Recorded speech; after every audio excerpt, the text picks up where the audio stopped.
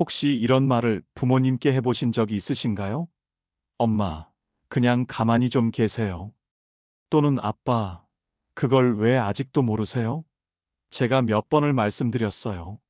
아마 우리는 그저 바쁘고 피곤한 일상 속에서 무심코 혹은 답답한 마음에 툭 내뱉었을 겁니다. 하지만 그 말 한마디가 평생을 우리를 위해 헌신하며 살아오신 부모님의 마음에 얼마나 깊고 오래가는 멍을 남기는지 우리는 생각해 본 적이 있나요? 부모님은 자식에게 서운하다고 소리치거나 화를 내지 않으십니다. 그저 조용히 웃고 조용히 고개를 끄덕이실 뿐입니다. 하지만 그 짧은 침묵 속에 담긴 외로움과 상실감은 자식으로서 우리가 감히 짐작조차 하기 힘든 무게일 겁니다. 오늘 이 시간 우리는 무심코 던진 말 한마디가 평생의 상처가 되는 순간을 함께 되돌아보고 그 상처를 따뜻한 사랑으로 치유할 수 있는 마음의 대화법을 배우고자 합니다. 자, 지금부터 우리가 무심코 하지만 부모님 마음을 가장 깊게 아프게 하는 말 5가지를 심층적으로 살펴보겠습니다. 잠깐, 그 전에 구독과 좋아요를 눌러주시면 영상 만드는데 큰 힘이 됩니다. 그냥 가만히 계세요. 우리가 부모님께 드리는 첫 번째 상처의 말은 바로 그냥 가만히 계세요입니다. 특히 부모님이 뭔가 도와주려 하시거나 잔소리처럼 들리는 조언을 하실 때 우리는 너무나 쉽게 이 말을 사용합니다. 엄마, 제발요. 그냥 제가 알아서 할게요. 가만히 계세요. 자식의 의도는 제가 다 할게요. 힘드실까 봐요입니다. 하지만 부모님에게 이 말은 이제 당신은 필요 없다. 당신의 생각이나 방식은 쓸모가 없다는 무서운 의미로 다가옵니다.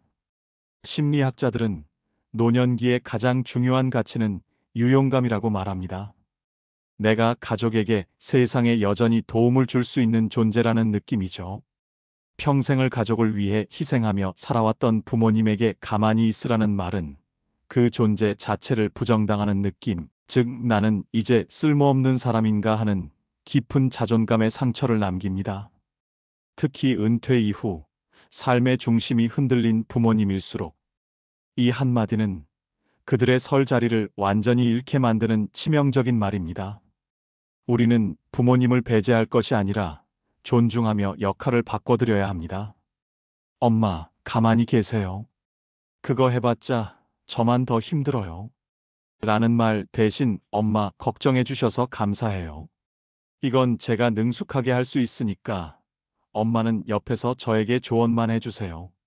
엄마의 지혜가 필요해요. 라고 말을 하세요. 혹은 아빠, 잠깐 쉬고 계세요. 이거 끝나면 아빠가 좋아하는 차 한 잔 같이 마셔요.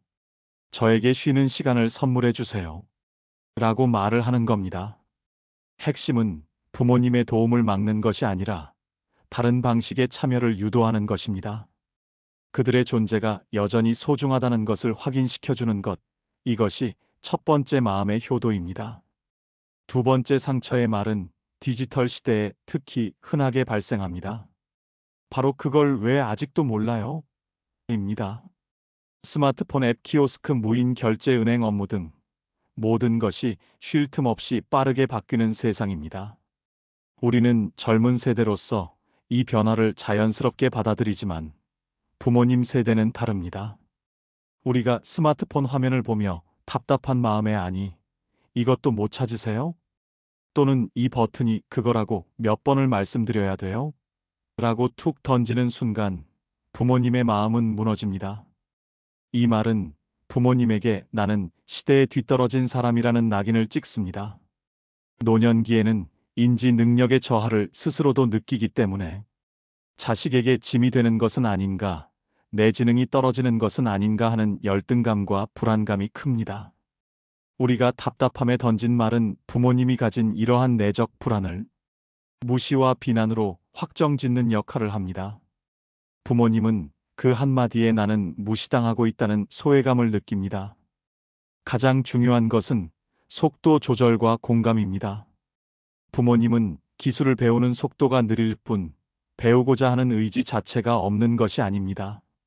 아니, 그걸 왜 아직도 못하세요? 그냥 시키는 대로 하세요. 라는 말 대신 아빠, 걱정하지 마세요. 저도 처음엔 정말 어려웠어요.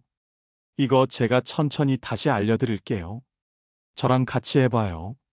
라거나 엄마, 괜찮아요. 복잡한 게 당연해요. 저도 가끔 헷갈려요.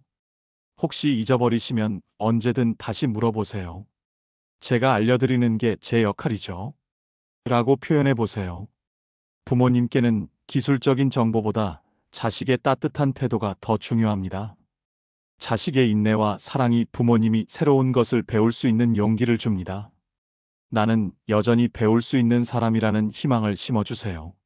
셋째, 돈 걱정은 그만 좀 하세요. 세 번째 말은 성인이 된 자식과 부모 사이에서 가장 빈번하게 발생하는 사랑의 오해입니다. 바로 돈 걱정은 그만 좀 하세요. 부모님이 노심초사 우리의 재정 상태나 미래를 걱정하실 때 우리는 이 말을 단호하게 내뱉습니다. 자식의 입장은 이제 다 컸으니 내 삶은 내가 책임지겠다는 독립적인 선언입니다. 하지만 부모님은 그 말을 당신이 평생 나에게 보여준 사랑과 걱정은 이제 쓸모없는 감정이다라고 받아들입니다. 부모님의 돈 걱정은 단순한 재정 걱정이 아닙니다. 그것은 내가 해줄 수 있는 일이 더 이상 없다는 무력감과 내 자식이 힘들진 않을까 하는 평생의 사랑이 응축된 표현입니다. 이 걱정을 그만하라고 막으면 부모님은 자신이 평생 자식에게 쏟아부었던 헌신이 헛된 것처럼 느껴지는 깊은 허무함을 느낍니다. 그들은 단지 자신의 사랑을 표현하고 싶을 뿐입니다. 부모님의 걱정을 막지 말고 감사함으로 승화시켜야 합니다. 엄마, 그러니까 그만 좀 하시라니까요. 제가 알아서 한다고요. 이제 제 걱정 좀 그만하세요. 라는 말 대신 걱정해줘서 정말 고마워요. 엄마 아빠의 응원 덕분에 지금 제가 이렇게 든든하게 잘 살고 있어요. 이젠 제가 잘 책임질게요 라거나 감사해요. 덕분에 어릴 때부터 절약하는 법을 배웠어요. 이제는 제가 부모님을 챙겨드릴게요. 이제 마음 편히 쉬세요. 라고 표현해 보세요.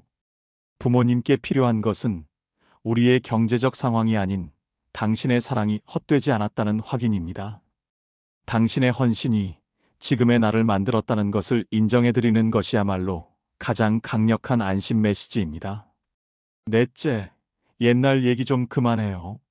네 번째 상처의 말은 가장 많은 자식들이 습관처럼 내뱉는 말입니다.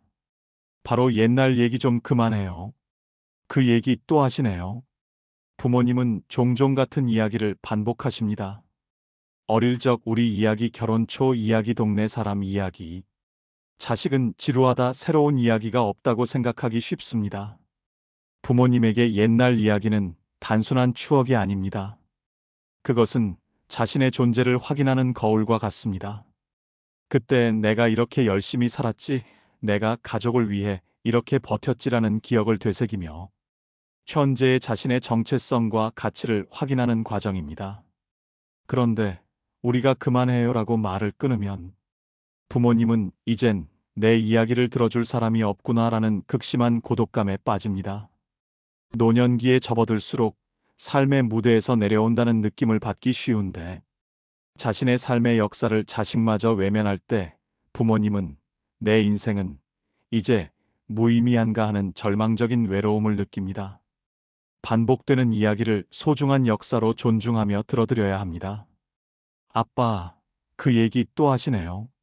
저도 다 알아요. 지겨워요. 라는 말 대신 엄마 맞다. 그 얘기 다시 들어도 정말 재미있어요. 그때 그 기분은 어떠셨어요? 좀 더 자세히 이야기해 주세요. 라거나 아빠의 젊은 시절 이야기 덕분에 저도 힘을 얻어요. 그때 참 대단하셨죠? 아빠의 삶을 존경해요. 라고 표현해 보세요. 이야기를 통해 부모님의 삶에 공감하고 존중을 표할 때 부모님은 자신이 여전히 사랑받고 존중받는 존재임을 느끼며 외로움을 이겨낼 힘을 얻습니다. 경청은 단순한 듣기가 아니라 사랑의 확인입니다. 다섯째, 나 바빠요. 마지막 다섯 번째 말은 부모님의 마음에 가장 큰 상실감을 주는 치명적인 한마디입니다. 바로 나 바빠요. 입니다. 부모님이 갑작스러운 전화를 걸어오시거나 느닷없이 찾아오실 때 우리는 이 말을 습관처럼 내뱉습니다. 부모님은 우리가 바쁜 것을 알고 계십니다.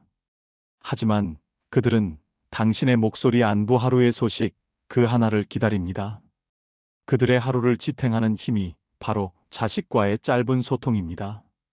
그런데 우리가 나 바빠요라고 단호하게 선을 그으면 부모님은 나는 자식에게 우선순위가 아니구나라는 깊은 상실감을 느낍니다. 심지어 부모님은 급한 일이 생겼을 때도 혹시 자식이 방해될까봐 전화를 주저하십니다. 그런 용기를 내서 전화를 걸었는데 바쁘다는 말을 들으면 다음부터는 아예 연락 자체를 포기하게 됩니다. 부모님에게 이 말은 나에게 기대하지 말라는 냉정한 통보로 들립니다. 바쁘더라도 부모님과의 소통에서 예의와 배려를 지켜야 합니다. 왜요? 지금 나 회의 중이라 바빠요. 나중에 전화하세요. 라는 말 대신 엄마 아빠 죄송해요. 지금 제가 운전 중이라 통화가 어려워요. 5분 뒤에 제가 바로 다시 전화 드릴게요. 무슨 일 없으시죠? 라거나 5분 뒤에 반드시 다시 전화해서 아까 바빠서 죄송해요.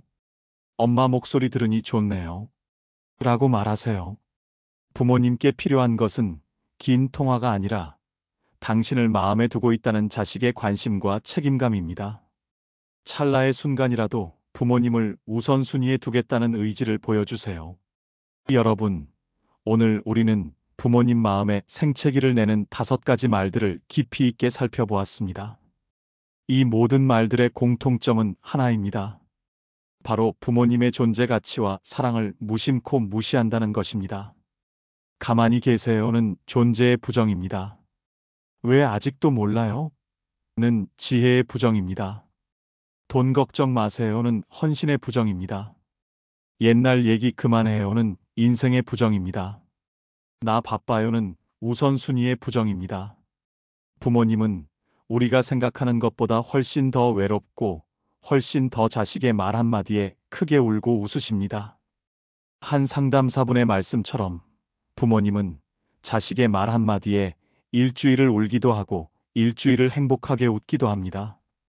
우리가 후회하지 않으려면 지금 해야 합니다. 실천하세요. 바쁜 하루 중 단 5분이라도 좋습니다. 부모님의 일터나 집이 아닌 부모님의 마음에 전화를 걸어보세요. 엄마, 오늘 점심에 갑자기 엄마가 해주신 된장찌개가 생각나서 전화했어요. 아빠, 제가 어릴 때 아빠가 가르쳐 주신 그 말씀 요즘 들어 힘이 돼요. 고마워요. 그리고 가장 중요한 이 말 엄마 아빠 사랑해요. 부모님은 당신의 성공보다 당신의 안부가 더 궁금하고 당신이 웃는 모습을 보고 싶어 하십니다. 돈보다 이름보다 당신의 따뜻한 말 한마디를 기다리고 계십니다. 부모님의 시간은 우리보다 훨씬 빠르게 흐르고 있습니다. 이 소중한 시간을 후회와 상처로 채우지 않도록 오늘부터 우리의 언어를 사랑의 언어로 바꿔보세요. 그 한마디가 바로 마음의 효도이며 당신의 삶에 가장 큰 축복으로 돌아올 것입니다. 오늘 영상이 여러분께 도움이 되셨다면 좋아요와 구독 버튼을 눌러주시고 주변의 소중한 분들과도 함께 나눠주세요.